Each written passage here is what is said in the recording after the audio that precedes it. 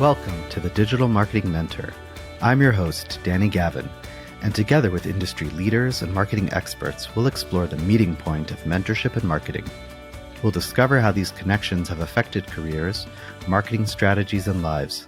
Now get ready to get human. Hello, everyone. I'm Danny Gavin, founder of Optage Marketing Professor and the host of the Digital Marketing Mentor. Today, I'm thrilled to welcome Sophie Brannon to the podcast. Sophie is the co-founder and director of StudioHawk US, one of the most respected specialist SEO agencies in the world. But her path here is a very interesting one. She started as a music journalist in London, writing for magazines and online publications, before discovering the world of SEO and never looking back. Over the past 15 plus years, she's climbed every rung of the agency ladder, from copywriter to head of SEO to client services director.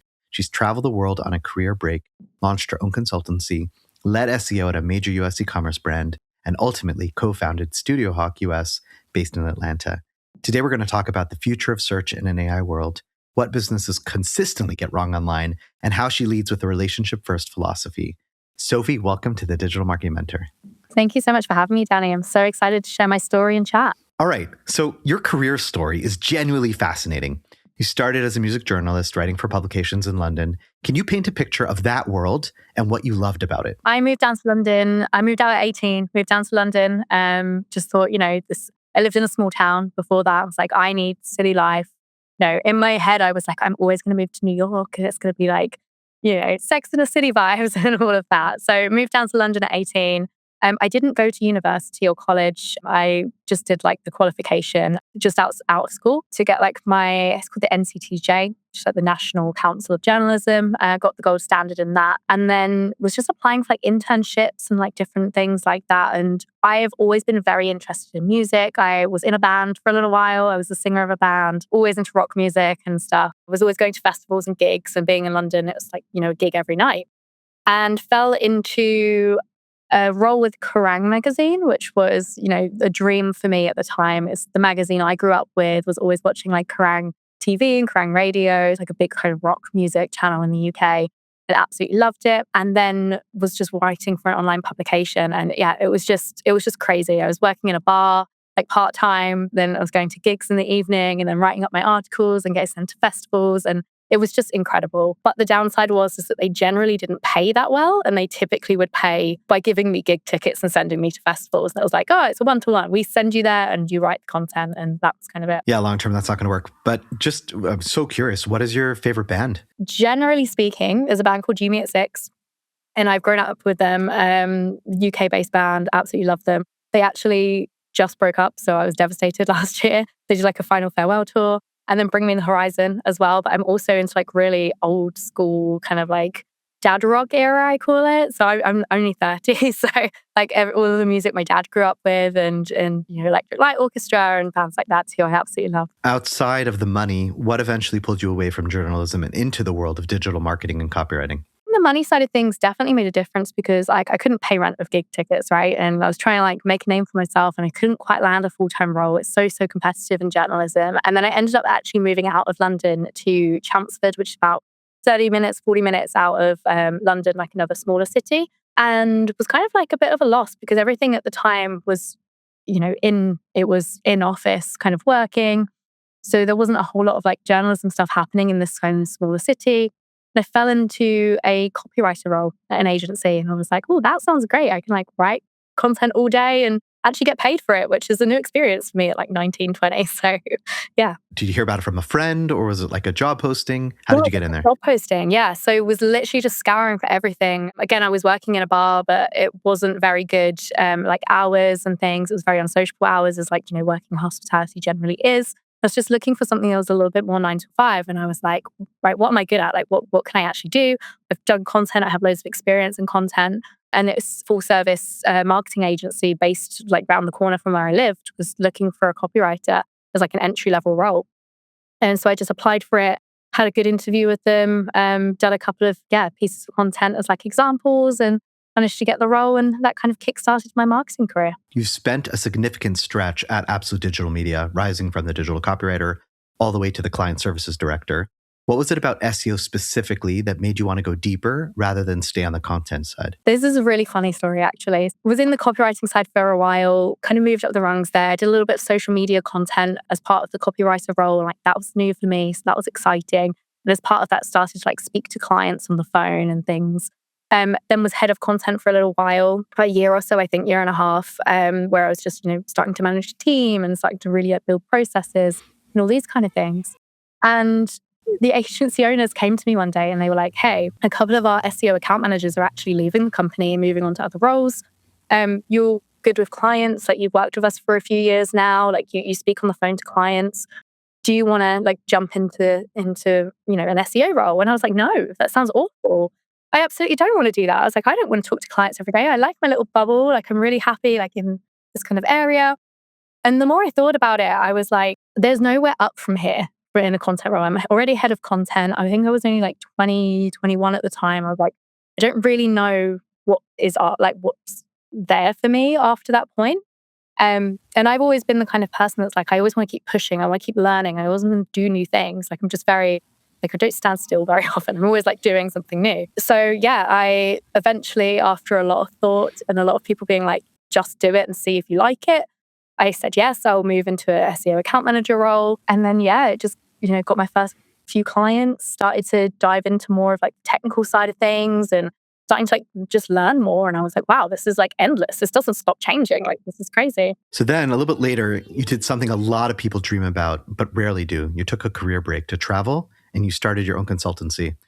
What did that chapter teach you about yourself and what you wanted to do next? I was devastated to leave Absolute at the time. I've been there for 7 years. I've built my career there. They'd really supported me and pushed me in a lot of really amazing ways, like got me on stages for the first time and starting to like build my personal brand as well as building the agency's brand. And it kind of opened up a lot of doors for me, lots of networking and all these kind of things. But at the time I decided to leave, I just moved into this client services director role. They'd never had a client services director before. Going traveling was something I'd always wanted to do and always put on the back burner for a number of different reasons, whether that was money or relationships at the time, all of these different things. It just got to a point where I was like, this isn't a role that the agency itself needs right now. And it's a good time for me to also just go. Like I've got some more cash behind me at this point. Like I've been saving up for this. I didn't know what this was at the time. So is it going to buy a house, whatever? And I was like, always wanted to go to New Zealand, always wanted to go to Australia, never been able to. It's like, if I don't do it now, I'm probably never going to get a chance to do it. So I took the leap. And like I said, I was devastated. They were amazing. They were like, I think my flights got cancelled because it was like just after COVID and things. Getting into New Zealand was a nightmare to start with. So like extended how long I was working for them, my notice period and all these kind of things. And then when I got to New Zealand, I realized I had absolutely zero life skills whatsoever. It was a very nomad lifestyle. We did for about 6-7 months where it was me, my partner and a friend of ours. And we slept in a tent and a car for 6-7 months. And it was crazy. And I was like, I don't know how to cook very well.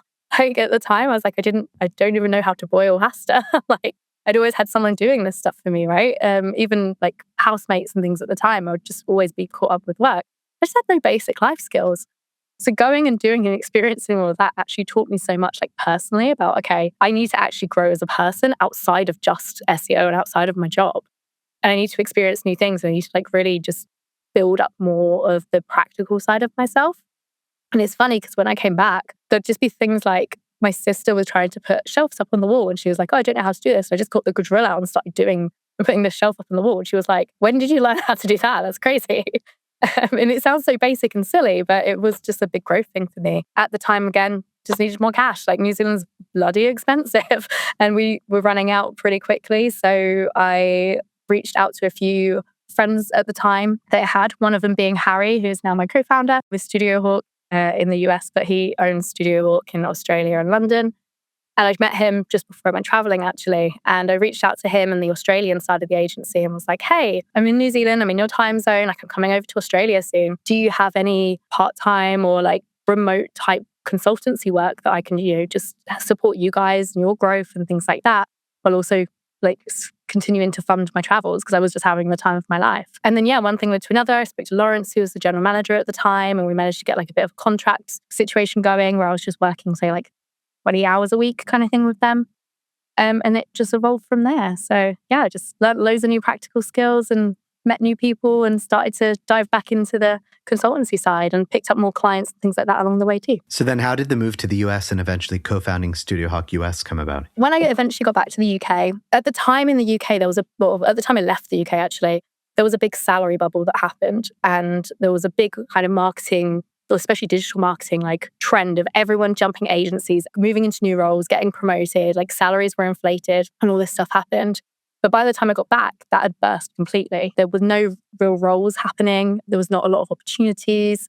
I possibly could have gone back to Absolute, but probably not in the same position because obviously I'd already been gone for almost a year. Like they were like rehiring and replacing me because like they weren't like, waiting for me to necessarily come back or anything like that. So I reached out to a friend of mine based in the US, Nick Eubanks, and basically said, hey, I know like we're moving into this remote first world now. Do you know of any US companies that might actually be hiring, whether that's in-house or agency side? And he connected me up with Rush Order Tees, who I then worked for a few years with. I worked remotely from the UK, but they're based in Philadelphia, really getting to know like the US e-com kind of side of things, really digging into more of the in-house side, which I'd never done before as well. So getting more of that commercial mindset and really building some of that up. And was there for about 2 years or just under 2 years when Harry then reached back out to me. And we've been friends, like I say, for a long time, but at that point, like 4 or 5 years. And basically he was like, it's StudioHawk's time now to launch out in the US. We've been thinking about it for a while.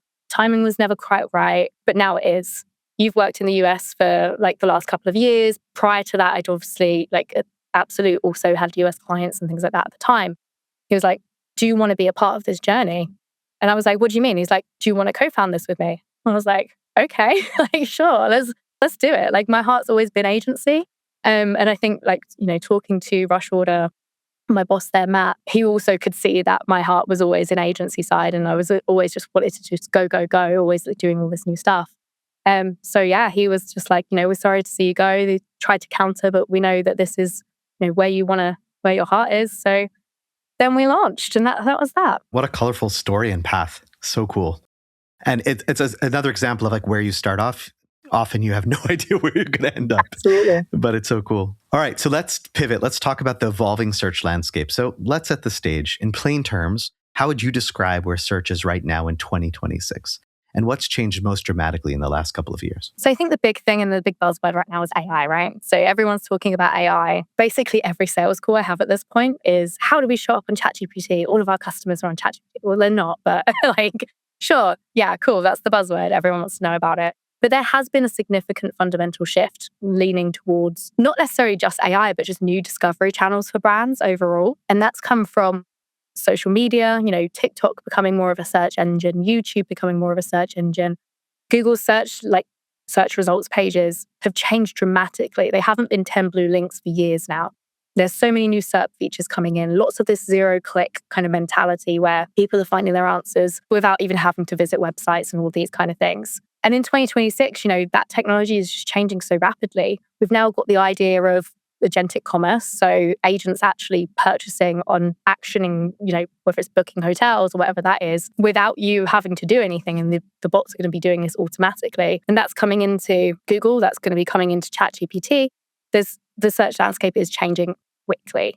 So I think for brands generally, like they just need to stay up to date without chasing this new shiny thing, because that new shiny thing is changing every day. So it's definitely been an interesting, especially last few years. But yeah, back end of 2026, we don't know what search for results pages are going to look like. It's going to be a crazy ride. So that fits into my next question. So I'm sure with you go onto LinkedIn and there's all these different opinions and things.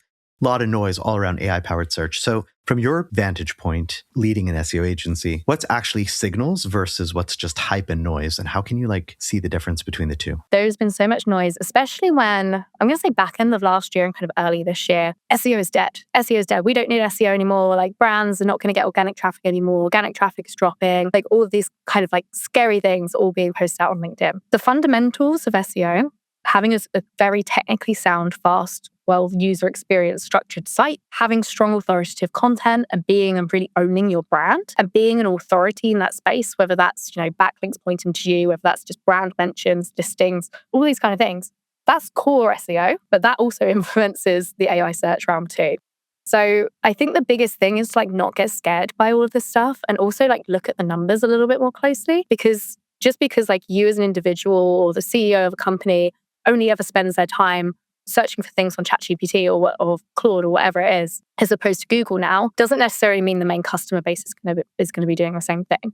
And we actually run a study. I don't have the updated numbers in front of me, but I remember the first version of the study kind of back end of last year coming out, where we looked at e-commerce brands and we looked at how much revenue was actually coming from ChatGPT and other AI like channels, other LLMs. It was about 0.04%. So it was tiny little fraction.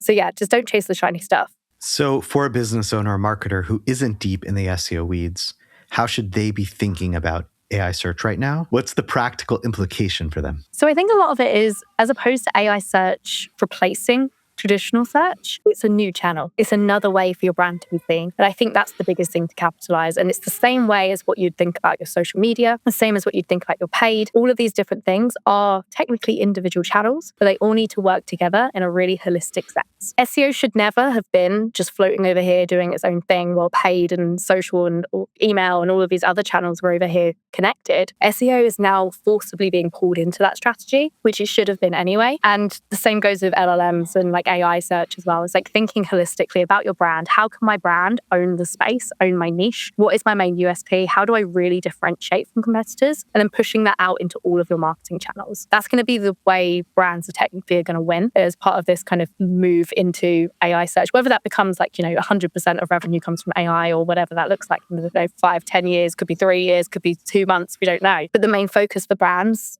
is stop thinking about channels so individually and think about how the brand's connected across all of them. Who do you think was the cause of that separation? Do you think it was the SEOs kind of saying like, we're our own world?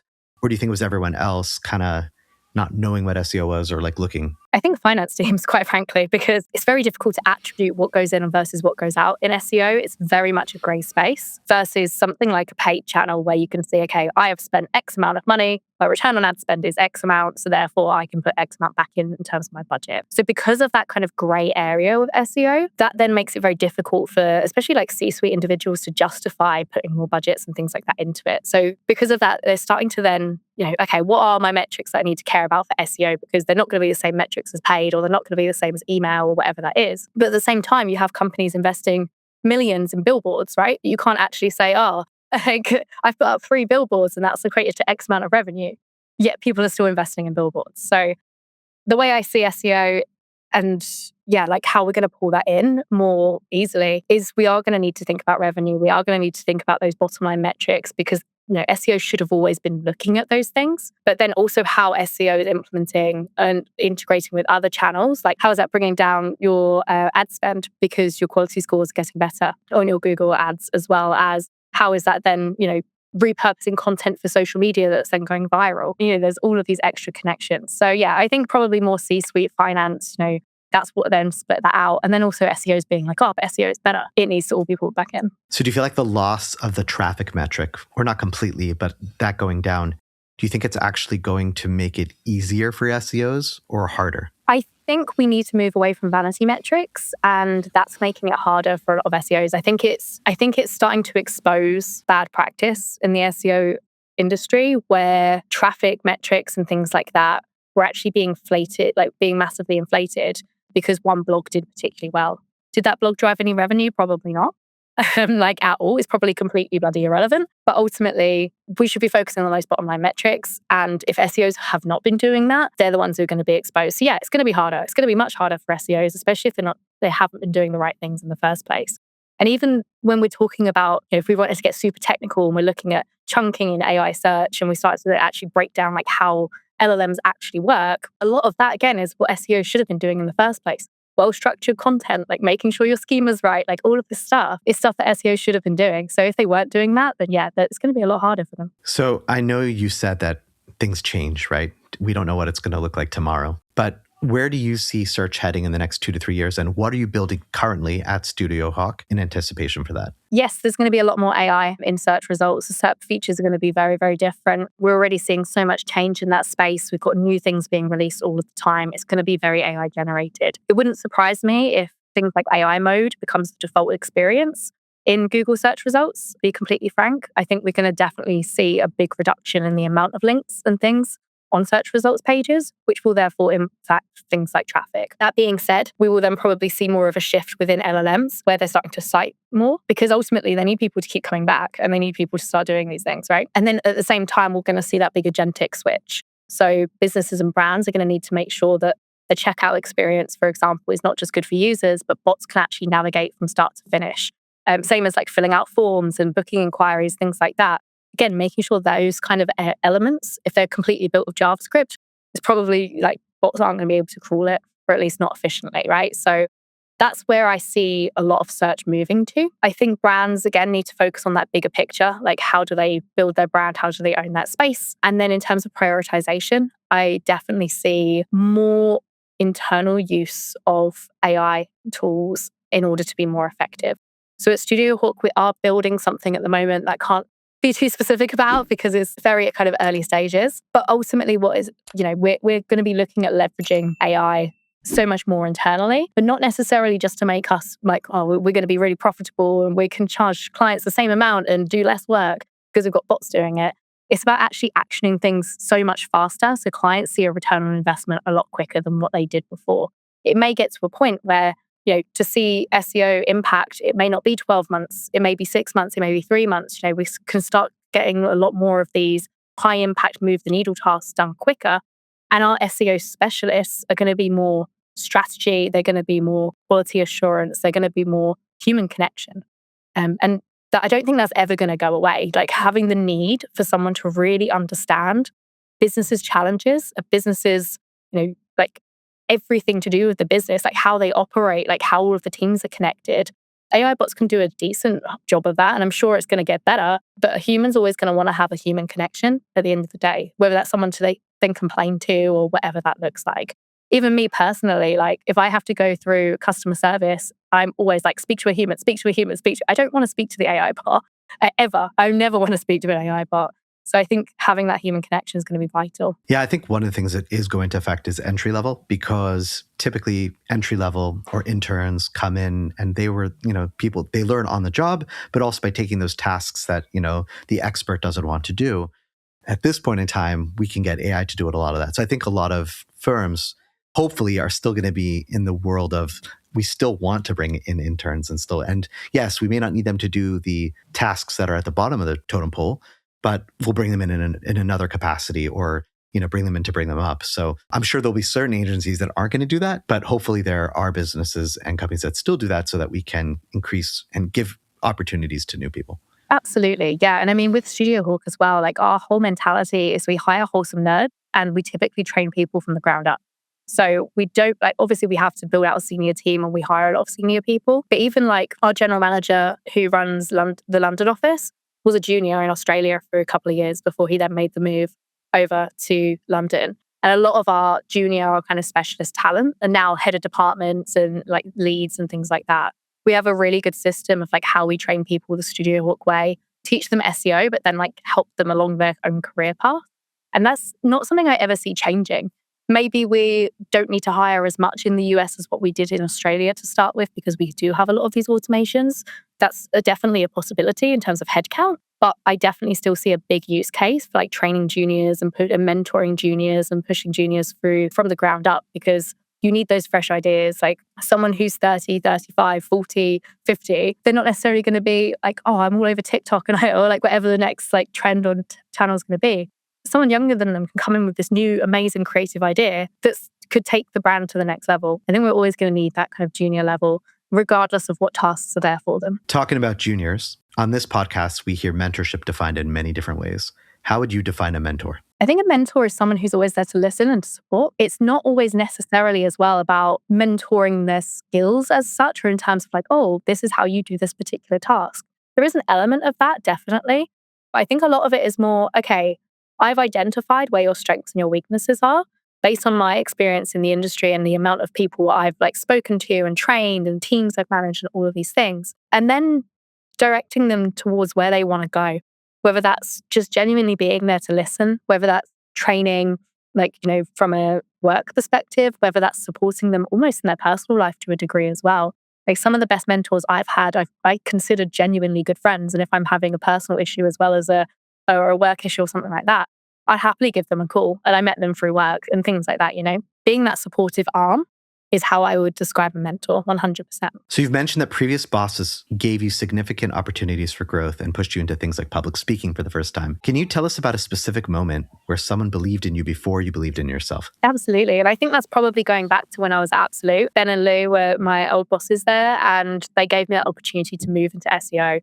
And I went, no, because I didn't believe in myself. I didn't like speaking to people on phones. Like I hated calling clients. I'd get on the phone and I'd like panic almost. I'd be like shaking and I'd be like, I don't know what I'm saying. I don't know what I'm doing. And they were like, no, you can do it. Like we'll support you. Like we can get you to that next level. You just need to take the leap. So yeah, 100%. Like just throughout that journey of them pushing me into that kind of position and being quite adamant that like, no, you are good at this. You can do it. If I didn't have that, I would absolutely not be where I'm at today. So on the growing an agency side, you've had quite a few mentors. Kirsty Hulse for confidence coaching, Nick Eubanks. What were the most important lessons each of them imparted? I think the biggest thing for me was owning the room. I think, especially like Kirsty's like really big on that. And being a woman in business, I'm young. I've just turned 30 like last month. And especially in the US, I definitely see it a lot more here. There's so much more in person. And I'm going into these big entrepreneur organization like rooms and things like that. And then there's like 50 men and maybe 3 women and stuff like that. And it can be quite intimidating, especially because a lot of people are older than me. They have a lot more experience than me in like running a business and all of these things. I just have to, taking what Kirsty has said, is going in, owning the room, genuinely being confident in myself and like not being afraid to walk up to people and just being like, hi, I'm Sophie. I'm the co-founder of StudioHawk. And there's been times where I've been mistaken as like Harry's partner, like his wife or his girlfriend and things like that. For a similar age, like I understand why people automatically like think like that, but I have to just be like straight up, like, "Hi, I'm Sophie. I run the business. Like it's mine," and all these kind of things. So yeah, just going in, owning the room, being confident, and just like even if you don't feel confident projecting that, and just like not being afraid. I think is the biggest thing. You also shared that the senior leadership team at StudioHawk, so Harry, Anthony, Lawrence, they play an important role in your world. How does that senior team dynamic shape how StudioHawk US operates? It's very interesting because we are all over the world. So Lawrence is in Australia, Anthony's in the UK, and Harry spends his time between all 3 regions, and I'm in the US most of the time. So even just getting us all on a call is a nightmare in terms of time zones a lot of the time. We have like global board meetings and we do have like touch bases. But genuinely just to have like a rant about something, I would just have to like Slack one of them, just like, hey guys, I just need to talk. Like give me a call like as soon as you are because I need to rant right now. And that's been great because we're in 3 very different stages of the business. Like the Australia team is the big brother, 80 odd people, like really grown from the ground up, been doing it 10 years, all those kind of things. And are the biggest, I think. We'll claim it. For now. Yeah. Like SEO agency in Australia, like specialist SEO agency in Australia or independent, one of those. London is a very different dynamic because the competition in London and in the UK generally is so fierce. So they've been going since 2019. They're kind of hitting a point in terms of like the team, in terms of like revenue coming in, like where can they go next? It's very difficult. The economy in the UK has not been great for a long, long time. So then that's like a whole different stage for them. And then in the US, we're like grow. Like I think we were projected to hit $400,000 in year 1 was our that was our idea of what we was going to hit. We hit 1.2 million Wow. without really Congrats. trying. Thank you. Yeah, but without really trying too hard. Like we weren't doing a whole lot on the marketing side. We were very new here. No one knows who I am in the US. In the UK, I have like a lot more connection, but in the US, no one cares. Like they're like, well, we don't know you. So like, what's going on? And so we're in like grow. Like let's just like throw everything at it and see what sticks kind of thing.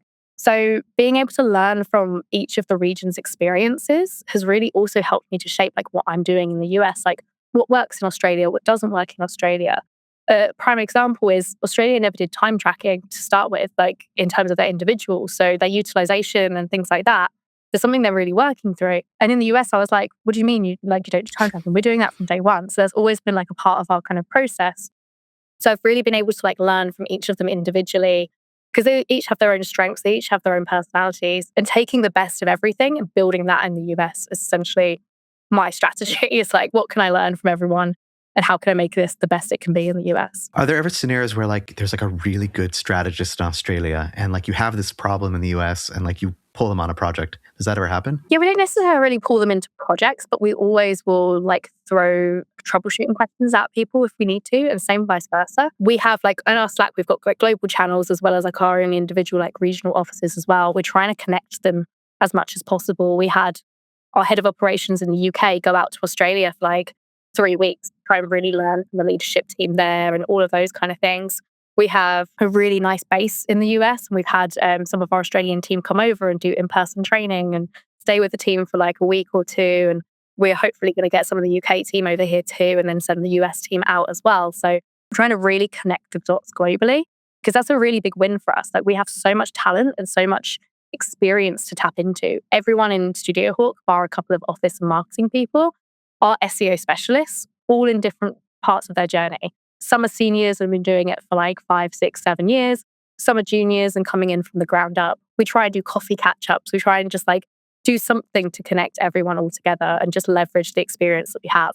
I think that's the biggest win with StudioHawk. Like it's how connected we all are and what we're really trying to push for that. Yeah, you're lucky to have like your cousins across the world, which you can help you. It's very cool. So let's get into just a couple questions around common online marketing mistakes. I know you've dealt with a lot of companies throughout the years, so it'd be cool to get your insight. So what is the single most common mistake you see businesses making with their online marketing? I will say website migrations and not managing them through correctly. Like the amount of big no-nos I've seen with website migrations where they're then like, oh, we launched this, our traffic's dead.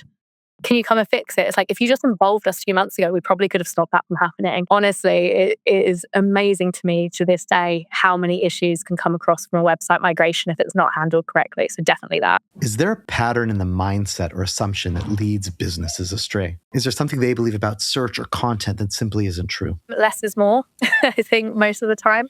We want a streamlined website with no content on it at all, because the design's really nice and that is what will get people to convert. Less is not always more. Sometimes less is more, but less is not always more when it comes to especially like growing your brand, having good, authoritative, trustworthy signals about who you are and exactly what you do. The amount of times I've actually onboarded clients where I had calls with clients where I'm like, but what do you do? And they're like, oh, isn't it obvious? I'm like, no, actually, no, it's not. So I think, being too buried in their own brand and then just less is more.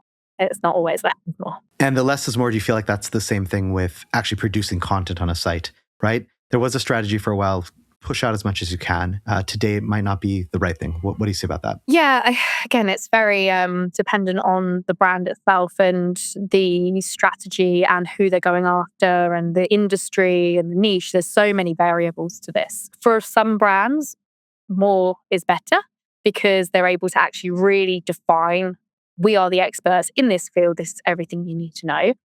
I think we're now moving with AI search back into everyone just push out as much content as possible, because AI search and LLMs love freshness, and recency is a really big signal, which it is. But then you end up just churning out as much content as possible, and it typically isn't very good. So my perspective ultimately is quality over quantity, making sure that everything is actually really well thought out and there's like a clear roadmap of like what you're trying to achieve with your content, as opposed to just pushing out content for the sake of it. So in 2026, for a small or mid-sized business with limited resources, where should they focus their online marketing energy first? I think they need to first define who they are as a brand. I've had numerous situations, more so recently, and I think this is coming from like, again, businesses leveraging AI so they can build a brand new SaaS company like a drop of a hat. They don't really know who they're going after or what they're trying to achieve. So I think first things first is actually like define who you are, what you do, who your target audience is, and don't change that unless you're obviously adding service lines and things. Then look at what is actually most sustainable for you and where are your target audience consuming content. If it's social media, then why are you looking at paid like ads on Google search or whatever that is? Build your brand on social media. If you want a long-term kind of more sustainable strategy where you're trying to just grow the expertise of the brand and grow the trustworthiness of the brand, then maybe SEO is the right thing for you. If you're looking at getting leads very, very quickly in order to like prove out like either a campaign or prove out like a target audience, whatever that is, and put that budget into paid. So I'm never going to be, even though I own a specialist SEO agency and it's like, oh, SEO is the best thing ever. It's not necessarily the best thing for every single brand. And everyone really needs to think that through rather than just like throwing money into a channel and hoping it's the right thing. And I'm sure when you're working or trying to find to work with your ideal clients, If you're going to think that SEO is not good for them, then you'll let them know. Absolutely. Yeah. I've had numerous conversations. I think we've turned an insane amount of revenue. I think Harry did a post recently on LinkedIn about like how much we've actually ended up turning away because it's just not been a good fit for us as well as for them. Like SEO wasn't necessarily the right channel for them at that time. And we've ended up actually having like a ton of good reviews on like our Google business profile because we're genuinely honest about it. And we're like, why would we just take like a bunch of cash from you if that cash could be reinvested somewhere that's actually going to be more beneficial? Like we want to work with clients long term. And we want it to be the right clients where it's the right fit at the end of the day. All right, it's time for our lightning round. I'm going to ask you a quick question and you're going to let me know what comes to the top of your mind. You can talk a little bit about it. We've got 5 of them. What is one SEO or marketing tool you can't live without? And it can't be an AI tool. I'm a SEMrush girly. I've used Ahrefs before many, many times and I love that as well. But I use SEMrush for basically everything every single day. Me as well. Our agency is a SEMrush agency. Any concern that Adobe has bought them out and they're going to change who they are? I think they're going to be very expensive soon. That's true. That's the concern. They're already expensive. That's my biggest concern is like they're going to just massively up their prices and they're only going to look at enterprise models. We'll see. We'll see what happens with that. But yeah. Can I say another tool as well? Can I be cheeky? Yeah, of course you can, for sure. SEO Gets is another amazing, amazing tool. Combines your Google Search Console and your analytics data into a fantastic dashboard. You can really start seeing trends a lot easier. We use it a lot in our reporting as well. So yeah, like that's a great one. And just in terms of like actually seeing what's going on at scale. What is the most recent thing you said yes to before you felt 100% ready? Starting StudioHawk US in Atlanta and moving out. Yeah, I just bought a house in England actually with my partner. My partner's still out in the UK in our house. Oh, wow. I don't know what's going on. I'm basically splitting my time. We're going back and forth, figuring out what life is like that. But this was the time to do this, right? And I just had to jump in head first and just see where it went. One book, leader, or voice in the industry that changed how you think about SEO or leadership? Eli Schwartz's product-led SEO book is fantastic. Yeah, like I had the pleasure of meeting him actually at an event in Cancun. It was a SEMrush event. It's great. And he gave me a copy of his book at the time. And I was like, oh yeah, cool. Like just another SEO, write books, like whatever.